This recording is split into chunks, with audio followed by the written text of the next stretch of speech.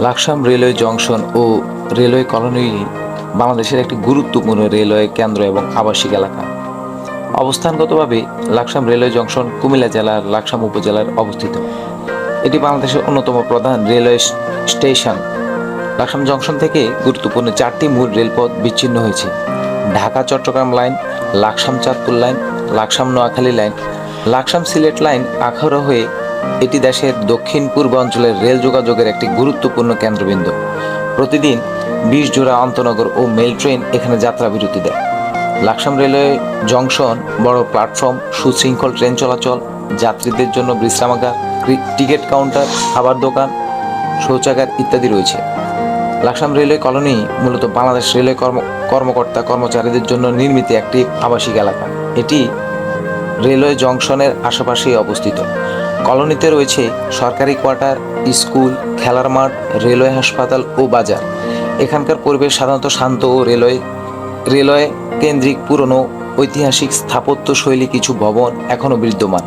কলোনিতে রেলওয়ে, বিদ্যুৎ, পানি ও নিরাপত্তা ব্যবস্থা নিজস্বভাবে পরিচালিত হয়।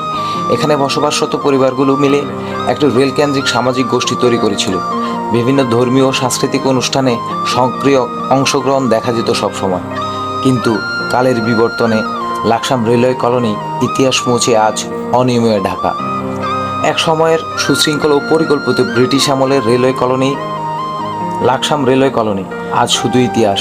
উচ্ছেদ অভিযানের নামে পরিকল্পিতভাবে ধ্বংস করে দেওয়া হয়েছে এই স্থাপনাগুলোকে। যেখানে এক সময় ছিল কর্মচঞ্চলতা, পারিবারিক আর একটি গোছানো জীবনধারা, কলোনি সেই পরিচ্ছন্ন সুশৃঙ্খল পরিবেশ আজ অতীত। বর্তমানে এখানে চলছে মাদকের আসর, অসামাজিক কার্যক্রম, অপরাধ প্রবণতা। কেউ দেখেও না দেখার ভান করে, আর ধীরে ধীরে বিলীন হয়ে যাচ্ছে এক ঐতিহাসিক স্থাপনা ও জীবনচিত্র। খুব বেশি দিন আগের কথা না, বছর 10 পিছনের কথা বলছি। প্রতিদিন সকাল হলে দেখতাম কলোনির প্রতিটি পরিবার কর্মচঞ্চলতা ভরপুর এক জীবনচিত্র, যেখানে থাকতো ভ্রাতৃত্ববোধ আর ভালোবাসায় ভরপুর এক সমাজ। প্রতিটি স্টাফের ঘর ছিল যেন এক স্বপ্নের নীড় আর সুশৃঙ্খল জীবনধারা। আমার যতদূর মনে পড়ে, সকাল হলে কলোনি স্টাফদের ছেলেমেয়েরা ছুটি চলতো স্কুল কলেজের দিকে। স্টাফরা ব্যস্ত হতো তাদের কর্মব্যস্ত জীবনে। আহা, কি সুন্দর পরিপাটি সমাজ ব্যবস্থা! আর এই কলোনিগুলো থেকে বেরিয়ে আসতো হাজার হাজার তরুণ তরুণীর মেধার বহিঃপ্রকাশ। বিকেল হলেই স্থানীয় ক্লাব মাঠটিতে থাকতো খেলাধুলার এক অপার নৈসর্গিক সৌন্দর্য, আর ক্লাব ঘরটি ব্যস্ত হয়ে পড়তো সংস্কৃতিমনা তরুণ তরুণীদের মেধা বিকাশের অনুশীলনে। আহা, সময়গুলো যেন খুব তাড়াতাড়ি হারিয়ে গেল। যা ব্রিটিশ শাসনের পর থেকে তিলে তিলে গড়ে উঠেছিল, তা পরিকল্পিতভাবে ধ্বংস করে দেওয়া হয়েছে উচ্ছেদ নামক এক বিষাক্ত ছোবলে। জানি না কার লাভ হলো, কিন্তু ক্ষতি হয়ে গেল শত বছরে এক গোছানো ঐতিহ্যের। তবে দিন শেষে এতটুকু বুঝতে পারলাম যে ভালো নেই ব্রিটিশ আমলের সেই সমাজ ব্যবস্থা ও কলোনিগুলো, ভালো নেই চিরচেনা ক্লাব ঘর আর সেই ক্লাব মাঠটি। কলোনির প্রতিটি ঘরেই ইটের ঘাতনি ভেতরে যেন চেপে আছে বোবা কান্নার আর্তনাদে। একই সাথে ভালো নেই বর্তমান বসবাসরত স্টাফদের পরিবারগুলো। খুব সূক্ষ্মভাবে গলা টিপে মেরে ফেলা হলো এই সমাজ ব্যবস্থাটাকে।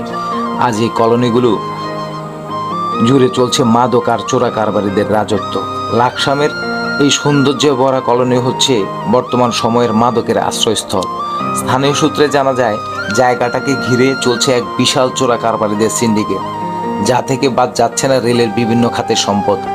লোকমুখে শোনা যায় এই ক্লাব ঘরের নাট্য মঞ্চের স্টেজে থাকা রেলের আস্ত কাঠগুলো লুটে নিয়ে বানানো ফার্নিচার সামগ্রী এখনও পাওয়া যাবে ধ্বংসযজ্ঞের সময়ে তৎকালীন রাঘব বোয়ালদের বাড়িতে। আর উচ্ছেদের পর খালি হয়ে যাওয়া ঘরগুলো দখল করে বাণিজ্যে ব্যস্ত ছিল স্থানীয় সন্ত্রাসী বাহিনীগুলো, যাদের পিছনে ছায়ায় কাজ করছে রেলের কর্মকর্তার সমান বন্টন করে নিয়েছে নিজেদের অংশীদারিত্ব। দাঁড়িপাল্লায় হিসাব করে বাড়িয়েছে অবৈধ সম্পদের পাহাড়। রেলওয়ে কলোনিগুলোর ঘর, বিদ্যুৎ সংযোগ, যাবতীয় কাজগুলো ব্যবস্থাপনার জন্য সরকার কর্তৃক নিয়োগপ্রাপ্ত পূর্ণাঙ্গ একটি ডিপার্টমেন্ট ছিল আইডব্লিউডি অফিস। কিন্তু তাদের বিভিন্ন কর্মকর্তা বসে আছে এক জীবন্ত মমি হয়ে। বিন্দুমাত্র অভিযোগ নেই বেহাল তবিয়তে থাকা বর্তমান কলোনিগুলোর ধ্বংসাত্মক অবস্থা নিয়ে। লাকসামের নাম মুখে আসলেই একটি লাইন ঠিকই আসবে, কত লাকসাম কত বাতি জলের। বাংলাদেশের দ্বিতীয় বৃহত্তম রেলওয়ে জংশন লাকসাম জংশন। রেলওয়েকে ঘিরে লাকসাম জংশন বিখ্যাত হয়েছে। রেলওয়ে কর্তৃপক্ষ হাজার বাতি প্রজ্বলিত করে রাতের আঁধারকে দূর করে দেয়। দূর থেকে মনে হয় যেন হাজার বাতির শহর লাকসাম। একসময় মুরব্বীরা বলতেন, কত লাকসাম কত বাতি। এমনই একটি গান নিয়ে আসছে, কত লাকসাম কত বাতি। কত লাকসামে কত বাতি জলে ঝিক ঝিক ঝিক ঝিক, মাঝখানে রেল জংশন গাড়ি চলে ঠিক ঠিক। ডাকাতিয়া নদীর নৌকায় কত লণ্ঠন জলে রে, কত লাকসাম কত বাতি জলে। এই কত লাকসাম কত বাতি প্রবাদটি লেখা হয়েছিল লাকসাম স্টেশন কেন্দ্রিক কলোনিগুলোকে নিয়ে।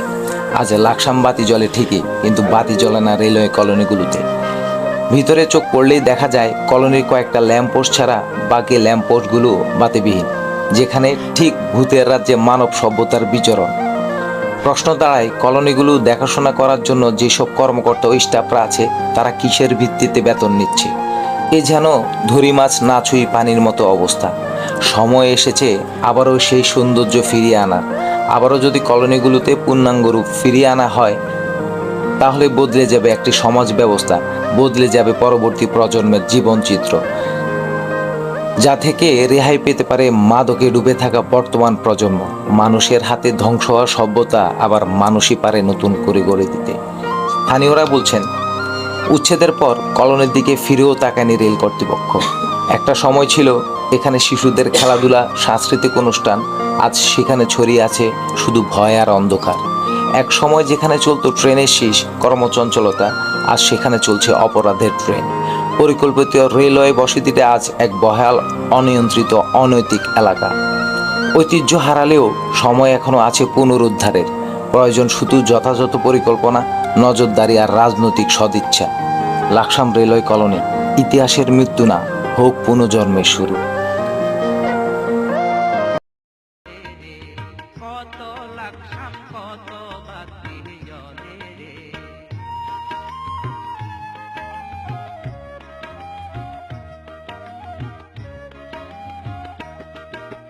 ঢাকা হইতে রাস্তা গেছে নোয়াখালীর জেলায়, কত সুন্দর মোদের লাকসাম হাজার মানুষ বেড়ায়। ঢাকা হইতে রাস্তা গেছে নোয়াখালীর জেলায়, কত সুন্দর মোদের লাকসাম হাজার মানুষ বেড়ায়। কাজী সাহেব ঘুমায় আছেন, কত ভক্ত করে রে। সাকরাপুরি ঘুমায় আছেন, কত ভক্ত করে রে। কত লাকসাম কত বাতি জলে রে, কত লাকসাম কত বাতি জলে।